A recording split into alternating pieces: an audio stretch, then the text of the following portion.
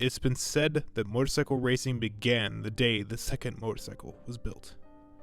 From its conception till now, it has been a dangerous sport, fraught with injury and death. But there is a forgotten breed of those who believed the path to enlightenment wasn't a standard bike, but to replace their traditional steed with one made of steel and rubber. They would take their reins and stand upon their heroic chariot to race. But today, I take a journey to build an homage to these great heroes. My steed of choice is not a Harley as the ones I follow. Instead, it's a steed that's far different, far scarier, and far faster. I choose to build my chariot with... With a moped, I'm making a moped chariot.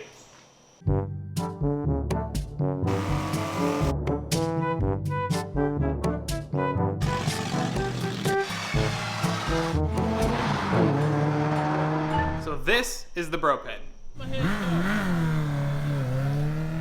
It's a 2016 Dongfeng moped, and it looks kind of sporty, but it's really not. It's just pathetic. So this is my basis for a moped chariot. So the moped chariot is the first part in what I'm calling our road to disappointment. It's our kind of like march to the 24 hours of lemons. Our plan is to race at Road Atlanta in December. Whether it happens or not, it's really up in the air, but we're still gonna try anyway. Now, you could start with a race car. That would be where everyone else would start, but I'm just starting with a pit vehicle. So I chose this. And right where you're at is where I'm gonna put a chariot, and right here, I'm gonna strip all the body panels off, and I'm gonna put a fiberglass camel.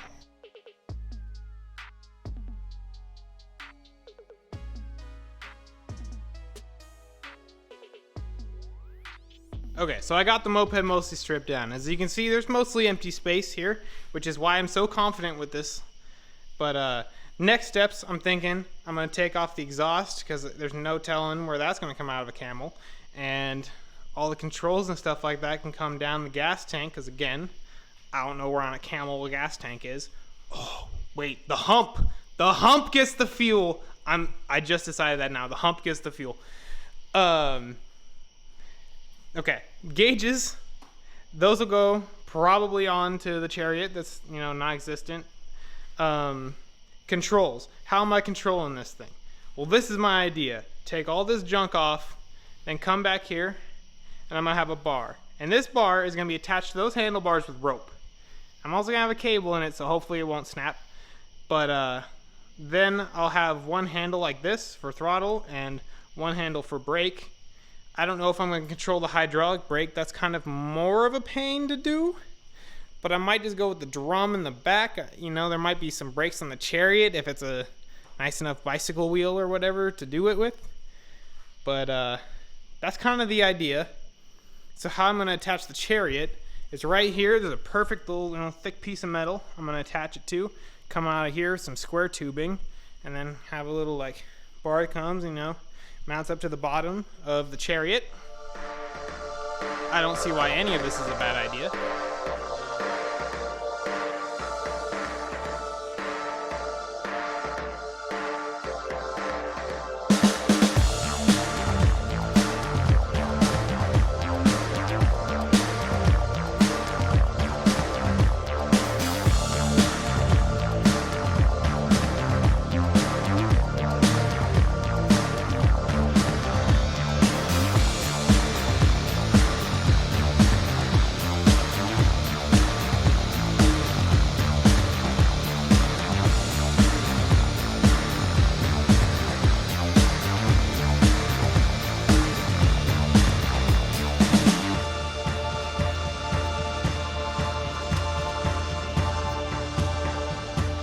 Alright, as you can see, this thing's kind of torn down enough that it still runs, but it sounds very poppy, like little bubbles popping, because it's only 50 cc, so it's not very angry.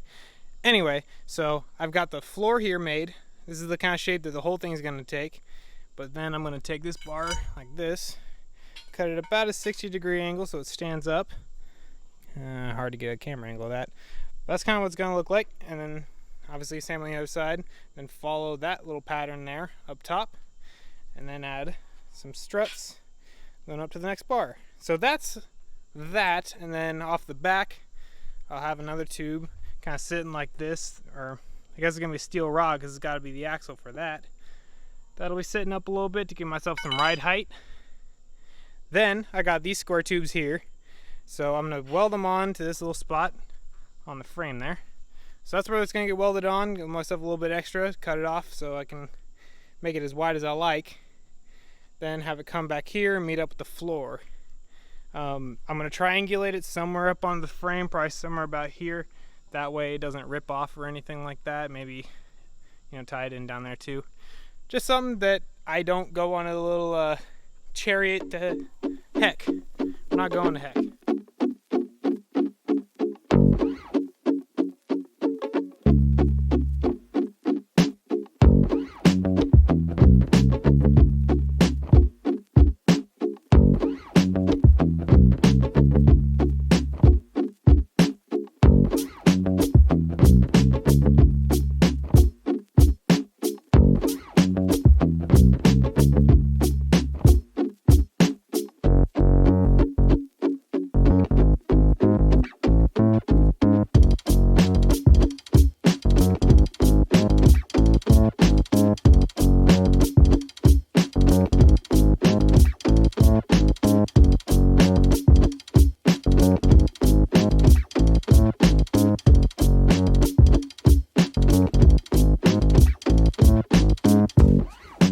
I don't know how much of this work that you actually saw because the GoPro kept cutting out, but I finally got these two bars halfway finished. I mean, I didn't finish the welds or anything like that. It's still tacked in, but it's happy. It's where it is. It's nice and square to the bike and itself. I just set the Chariot in its place. It's sitting nice and level, so that's ready to go on down there. Then I'm going to tack weld the axle, and then we'll have one Chariot. Obviously a lot more work's got to go in, a lot more reinforcement, but not this time. So game plan, get it to be a rolling Chariot so I can sit, look at it, and laugh.